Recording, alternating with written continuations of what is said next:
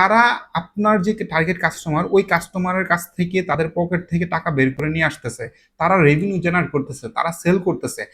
So as a founder, as a marketer, আপনি তাদের অবস্থাটা যদি না বুঝেন এবং তারা কিভাবে টার্গেট গ্রুপের পকেট থেকে টাকা বের করে নিয়ে আসতেছে সেটা যদি আপনি না বুঝেন, কেমনে আপনি টিকে থাকতে পারবেন বলেন?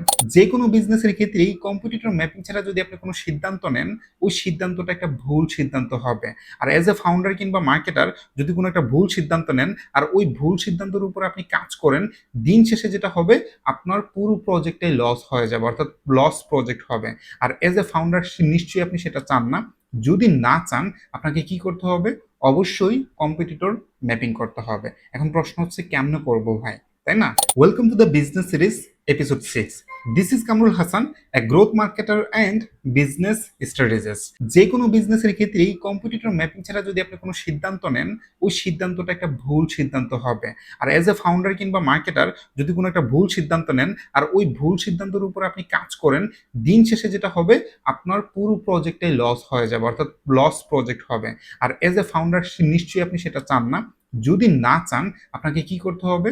অবশ্যই কম্পিটিটর ম্যাপিং করতে হবে। এখন প্রশ্ন হচ্ছে কেমনে করবো ভাই, তাই না? প্রথমে যে কাজটা আপনি করবেন সেটা হচ্ছে গ্যাপ ডিসকভারি, অর্থাৎ আপনার যে কম্পিটিটর আছে তাদের কি কি গ্যাপ আছে সেটাই আপনার অনেক বড় একটা সুযোগের জায়গা। এজ এ ফাউন্ডার সেই সুযোগটা আপনি তখনই কাজে লাগাতে পারবেন যখন আপনি তাদের ওই গ্যাপটা খুঁজে বের করবেন, তাই না? এর জন্য অবশ্যই আপনাকে তাদের গ্যাপটা ডিসকভার করতে হবে। তার জন্য আপনি কি করবেন? আপনার যে কম্পিটিটর আছে তাদের একটা লিস্ট করেন।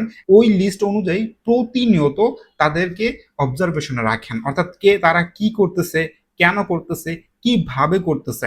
এই কাজগুলো যখন আপনি কন্টিনিউয়াসলি অনেক দিন যাবত হচ্ছে আপনি অবজারভেশনে রাখবেন, তখন দেখবেন যে নিশ্চয়ই কারো না কারো কোনো না কোনো গ্যাপ নিশ্চয়ই আপনার চোখে পড়বে এবং এজ এ ফাউন্ডার আপনি সেখানে অনেক বড় একটা সুযোগ আপনি দেখবেন, খুঁজে পাবেন। আর ওই সুযোগটা যদি আপনি কাজে লাগাতে পারেন, ইনশাল্লাহ you will get a good result, তাই না? এর জন্য অবশ্যই যেটা বললাম, কম্পিটিটর লিস্ট তৈরি করে ফেলেন এবং সে অনুযায়ী তাদেরকে কন্টিনিউয়াসলি অবজারভেশনে রাখেন। দেখেন, এটা এমন না যে যে কোনো একটা ব্যবসার শুরুতে আপনি জাস্ট কম্পিটিটর অ্যানালাইসিস করবেন, কম্পিটিটর রিসার্চ করবেন ব্যবসার শুরুতে, বিষয়টা মোটেও এমন না। আপনি যত দিন যাবত ব্যবসা করবেন তত দিন যাবত তাদেরকে অবজারভেশনে রাখতে হবে। কারণ বিজনেসে ভাই ফিক্সড বলতে কোনো কিছু নাই। এটা কন্টিনিউয়াসলি হচ্ছে আপডেটের বিষয়, আপগ্রেডের বিষয়। মার্কেট চেঞ্জ হইতেছে, ন্যাশনাল ইস্যু আছে, গ্লোবাল ইস্যু আছে। সো সবকিছুর উপর বেস করে বিভিন্ন সময় বিভিন্ন চেঞ্জেস আছে, বিভিন্ন অনেক কিছু পরিবর্তন হয়, তাই না? So as a founder, as a marketer, আপনাকে অবশ্যই সেগুলো কন্টিনিউয়াসলি নজরদারিতে রাখতে হবে। যখন কন্টিনিউয়াস এই কাজটা করবেন তখনই আপনি তাদের গ্যাপগুলো খুঁজে বের করতে পারবেন, অন্যথায় আপনি তাদের গ্যাপ খুঁজে পাবেন না, এটাই স্বাভাবিক। Number 2, pricing intelligence. আপনি যদি কম্পিটিটর ম্যাপিং না করেন, আপনি হয় ওভার প্রাইসিং করে কাস্টমার হারাবেন, নয়তো ল প্রাইসিং করে মার্জিন হারাবেন। আর যে কোনো বিজনেসের ক্ষেত্রে এই দুইটাই ক্ষতিকর। আপনি ওভার প্রাইসিং করে কাস্টমারও হারানো যাবে না, আবার ল প্রাইসিং করে মার্জিনও হারানো যাবে না, তাই না? সো এজ এ ফাউন্ডার কিংবা মার্কেটার, আপনি তো তখনই কেবল রাইট প্রাইসিংটা করতে পারবেন যখন আপনি আপনার কম্পিটিটরদেরকে অ্যানালাইসিসের মধ্যে রাখবেন। এখন এটা তো ফিক্সড কোনো কিছু না, তাই না? কারণ প্রাইসিংও আপগ্রেড হয়, ওঠানামা করে। কখন কোন প্রাইসে প্রোডাক্টটা চলতেছে, মার্কেট অনুযায়ী এই মুহূর্তে আপনি কোন প্রাইসিংটা করলে আপনার যে টার্গেট গ্রুপ আছে তাদের জন্য বেস্ট একটা ডিল হবে, সেটা আপনাকে অবশ্যই ফাইন্ড আউট করা এবং সেই অনুযায়ী হচ্ছে আপনাকে প্রাইসিংটা সাজাইতে হবে এবং আপগ্রেডের মধ্যে রাখতে হবে। Number 3, messaging audit. সবাই যদি একই কথা বলে, একই অ্যাঙ্গেলে তাদের সামনে তাদের প্রোডাক্টটা প্রেজেন্ট করে, আপনার টার্গেট কাস্টমার কেন আলাদা করে আপনার কথা শুনবে বলেন? কোনো কারণ আছে? নিশ্চয়ই কোনো কারণ নেই। আপনি যদি আমার কন্টেন্ট থেকে আলাদা কোনো কিছু না পান, ভালো কোনো ইনসাইট না পান, তাহলে কি আমার কন্টেন্ট দেখবেন? নিশ্চয়ই আপনি আমার কন্টেন্ট দেখবেন না। আমি কেন, কারো কন্টেন্ট আপনি দেখবেন না? এইটাই স্বাভাবিক। আপনি যেমন ভ্যালু না পেলে, আলাদা কোনো কিছু না পেলে তাদের কন্টেন্ট দেখতে চান না, তাদের কথা শুনতে চান না, ঠিক সেম আপনার টার্গেট কাস্টমার কিন্তু এমনটাই। আবার এটা বিজনেস হোক, কন্টেন্ট ক্রিয়েশন হোক, এনিথিং, যে কোনো কিছুর ক্ষেত্রেই এই বিষয়টা অবশ্যই কার্যকরী একটা বিষয়। So as a founder, as a marketer, অবশ্যই আপনার কম্পিটিটর ম্যাপিং এ রাখতে হবে এবং তারা কখন কোন ধরনের মেসেজিং দিতেছে, কোন অ্যাঙ্গেলে তারা কাস্টমারের সাথে কথা বলতেছে, কোন অ্যাঙ্গেলে তাদের যে প্রোডাক্টগুলো আছে সেগুলো প্রেজেন্ট করতেছে, কোন অ্যাঙ্গেলে তাদের অ্যাড ক্রিয়েটিভ গুলা বানাচ্ছে, কোন অ্যাঙ্গেলে তারা হচ্ছে মার্কেটিং করতেছে, এভরিথিং অবজারভেশনে রাখতে হবে এবং সেই অনুযায়ী আপনি as a founder, as a marketer, সেই অনুযায়ী আপনি আপনার প্রোডাক্টটাকে একটু ডিফারেন্ট ওয়েতে প্রেজেন্ট করতে হবে, একটু ডিফারেন্ট ওয়েতে তাদের সাথে কমিউনিকেট করতে হবে, তবে দেখবেন যে আপনি আলাদা একটা জায়গা তৈরি করে নিতে পারবেন, আলাদাভাবে তাদের মনোযোগটা আকর্ষণ করতে পারবেন, তাই না? Number 4, strength and weakness matrix. আপনার কম্পিটিটরের কি কি স্ট্রেংথ আছে এবং তাদের কি কি উইকনেস আছে, এটা যদি আপনি না জানেন, কিভাবে কম্পিটিটরদের সাথে যুদ্ধ করবেন বলেন?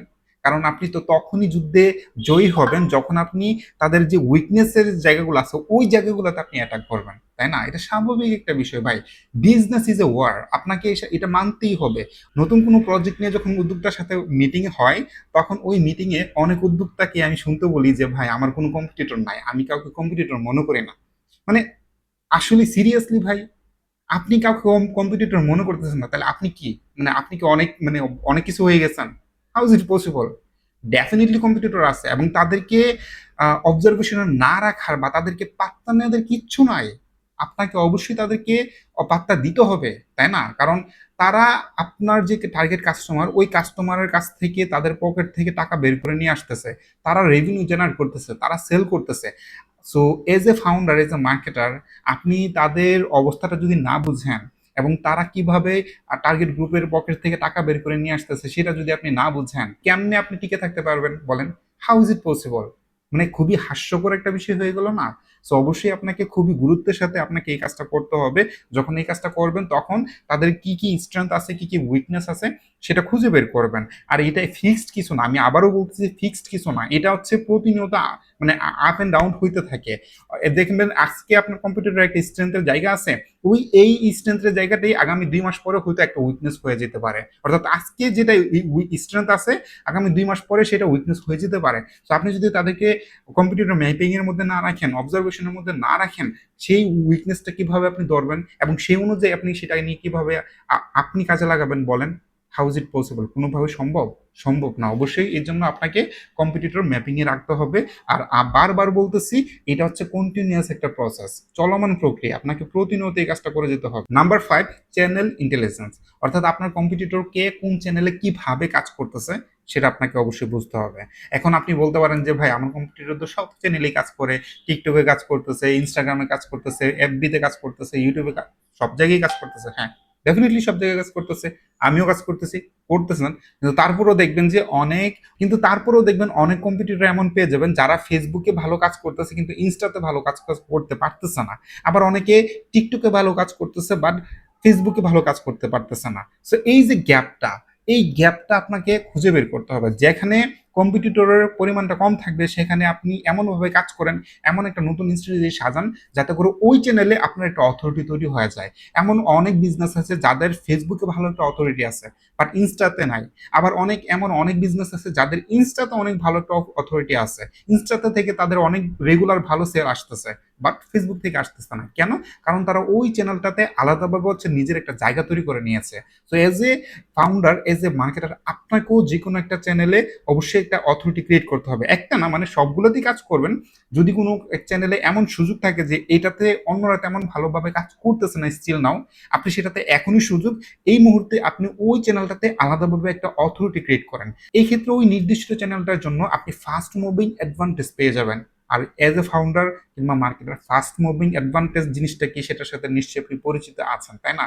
তো আপনাকে এই ফাস্ট মুভিং অ্যাডভান্টেজ যেটা, সেই অ্যাডভান্টেজটা অবশ্যই কাজে লাগাইতে হবে। আরো অনেকগুলো পয়েন্ট শেয়ার করার ছিল কিন্তু ভিডিওটা লং হয়ে যাওয়ার কারণে আমি আর অন্য পয়েন্টগুলো শেয়ার করছি না। ভিডিওটা কেমন লেগেছে সেটা কমেন্টে জানাবেন। আগামীকাল 7 নম্বর লেসনটি শেয়ার করা হবে, এই রিলসটি সেভ করে ফলো করতে ভুলবেন না। আসসালামু আলাইকুম।